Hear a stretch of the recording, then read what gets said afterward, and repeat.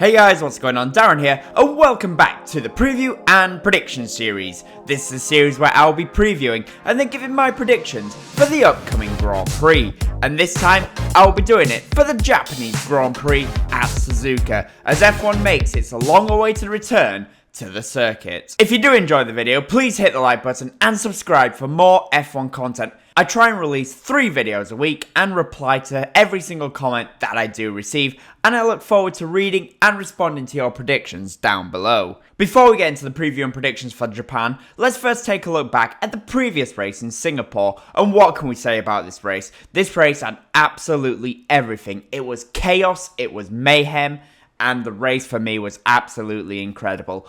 All the drivers were tested to the absolute limit, and we saw an incredible number of mistakes due to how little grip they had and how much they had to push on worn-out intermediate tyres. Perez got the jump on Leclerc off of the line, and Verstappen dropped all the way down to P13, having a terrible launch off of the line.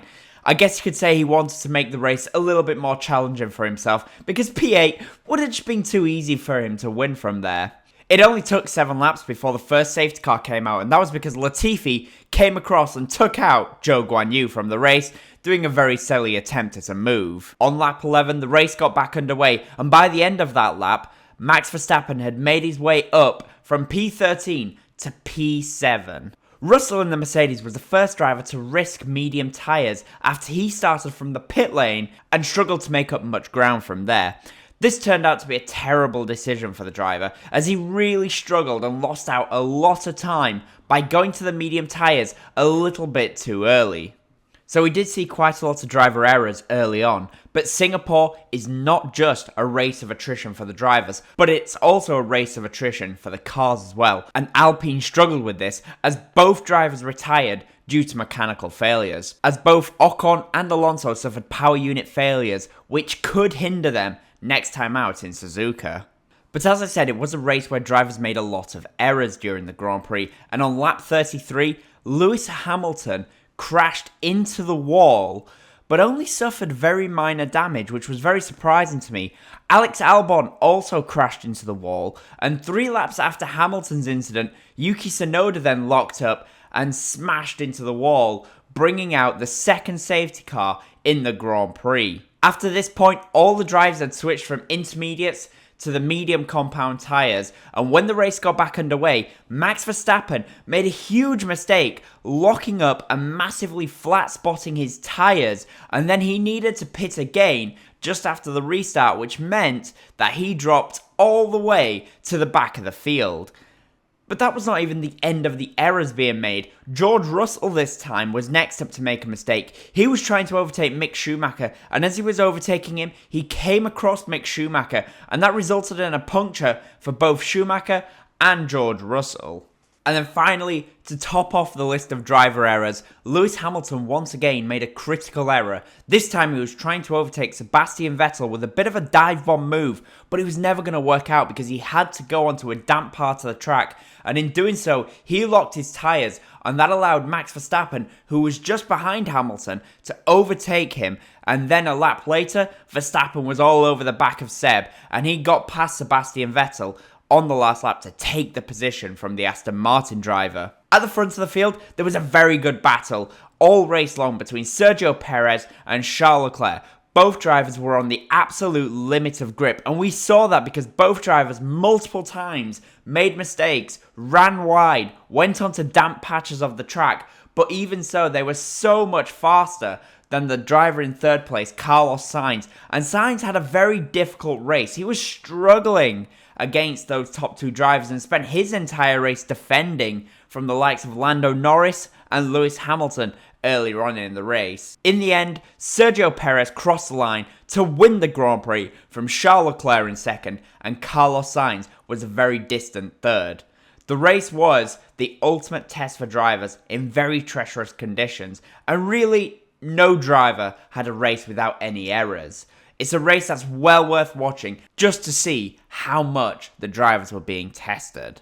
Now to the Japanese Grand Prix preview, and as mentioned before, this is the first time that F1 has raced here since 2019, and this is due to the COVID pandemic. And for me, this is one of the great circuits in F1, and one that the drivers love to race at. It is fast flowing and challenging, but not impossible to overtake at. The figure of 8 circuit contains a set of fast flowing S-bends, followed by Dunlop curve, and then the 2 Degner corners. And then the 2 Degners are a prime spot for drivers to make a mistake, and gravel is always awaiting them on the outside of the corner. Suzuka is an old school circuit, but unlike most old school circuits, it has actually maintained most of the grass and gravel runoffs, which punishes any mistakes. There's only one DRS zone at Suzuka, as of me recording this of course, and that's going down the pit straight into turn 1, which is where most of the overtaking does tend to happen on the circuit. That being said though, there are 3 overtaking spots. Into turn 1 as I mentioned, and then next up is at the hairpin, and then finally going into the Casio Triangle chicane at the end of the circuit. In 2019, there was 58 overtakes at Suzuka, which again shows that overtaking is very much possible at this circuit, although of course it can be tricky at times. The race distance is 53 laps and the circuit is 5.807 kilometers in length. The fastest ever lap is a 1:27.064 by Sebastian Vettel in the Ferrari from the 2019 Grand Prix, and the race lap record is a 1:30.983 by Lewis Hamilton in the Mercedes, set during that same Grand Prix. Pirelli will be taking the hardest tyres in the range, the C1, C2 and C3 compound tyres, and with this in mind, I think it'll be a simple one-stop race, with maybe a chance of a two-stop, depending on if there's a fast, frantic battle at the front of the field. But now we're going to go to the top 3, and firstly Red Bull, and for once, I don't have to say about how unstoppable Max Verstappen and Red Bull are looking after a race. Max had a very scruffy Singapore Grand Prix. He struggled off the line and made a few critical errors. That being said, Max's pace when he was not locking up or overtaking was pretty incredible and definitely would have won the race, I feel, if he did not have to abort his laps in qualifying. That being said, it was probably better for marketing purposes that he didn't win the race that easily, because it means he will be going into the Japanese Grand Prix and almost certainly clinching the championship this weekend. I think Suzuka will be a fantastic race for the Red Bull team. A lot of very high-speed corners which will suit their car very nicely. And because of that, and with hopefully some renewed confidence from his teammate Sergio Perez, we could see a 1-2 for the team, which will clinch Max the World Championship. Perez, as I said, had a fantastic Singapore Grand Prix, and I really hope that this has given him some newfound confidence, which can be used to great effect at Suzuka, and hopefully we can see more of the Perez that we saw earlier in the season. Will that happen though? Only time can tell. And next up is Ferrari, and Ferrari had one of the best races that I've had for a long time. Leclerc, I think, would have won the Grand Prix if the DRS was enabled a little bit sooner on, but either way, he was right there with Checo during the race, and that should have given him some hope.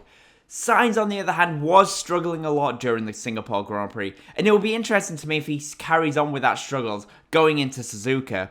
He just did not have the pace of the top 2 drivers, which was pretty surprising to me, and he was struggling, I think, for a lot of confidence and spent the entire race defending from Hamilton and Norris towards the end of the race.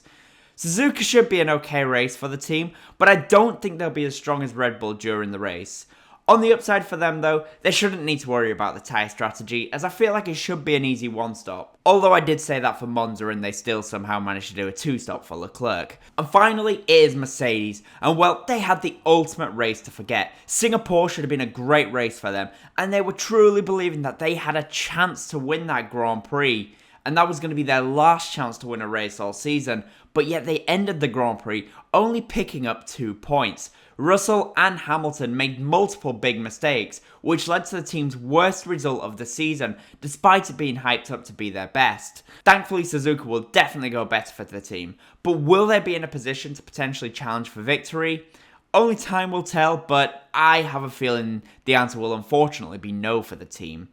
And now to my predictions, and for pole position I have to go for Max Verstappen. I have a feeling Red Bull will be going absolutely all out to secure the Drivers' Championship at Honda's home race. And in the race, I'm also going to go for Max Verstappen to win the Grand Prix, and Sergio Perez will finish in second place, and third place, I'll go for Charles Leclerc. I just have a feeling Red Bull will have both cars turned up to the maximum to help ensure that the championship is won on Honda's home turf. The top midfield team for me will be McLaren. I have a feeling that Alpine will be taking power unit components and therefore power unit penalties due to their failures in Singapore, which will work perfectly for the McLaren team. But that is what I think. The question is though, what do you think? Who do you think will be on pole position? And who do you think will win the Japanese Grand Prix? Let me know down below. I read and respond to every single comment. And of course, as always, comment, leave a like, and if you haven't already, of course, subscribe to the channel for more F1 content. Thank you all so much for watching, and I'll see you again soon. Thanks for watching, guys. Bye.